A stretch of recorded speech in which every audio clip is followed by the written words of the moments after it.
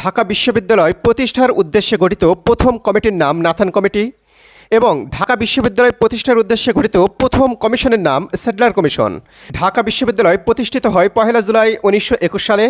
ঢাকা বিশ্ববিদ্যালয় দিবস 1 জুলাই। ঢাকা বিশ্ববিদ্যালয় প্রতিষ্ঠার জন্য জমিদান করেন স্যার নবাব সলিমুল্লাহ। তিনি তার এস্টেট থেকে 600 একর জমিদান করেন। ঢাকা বিশ্ববিদ্যালয়ে মনোগ্রামে লেখা আছে শিক্ষায় আলো।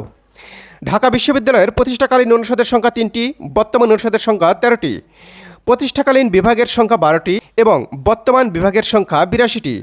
ঢাকা বিশ্ববিদ্যালয়ের প্রতিষ্ঠাকালীন উপাচার্য বা ভিসির নাম পিজে হার্টস এবং বর্তমান উপাচার্যের নাম ASM মাকসুদ কামাল। তিনি 29তম উপাচার্য। ঢাকা বিশ্ববিদ্যালয়ের প্রথম মুসলিম বা প্রথম বাঙালি উপাচার্যের নাম স্যার এফ রহমান। ঢাকা বিশ্ববিদ্যালয়ের বর্তমান আবাসিক হলের সংখ্যা 20টি, 14টি ছাত্রদের জন্য এবং 6টি ছাত্রীদের জন্য নির্ধারিত। ঢাকা বিশ্ববিদ্যালয়কে বলা হয় প্রাচ্যের অক্সফোর্ড।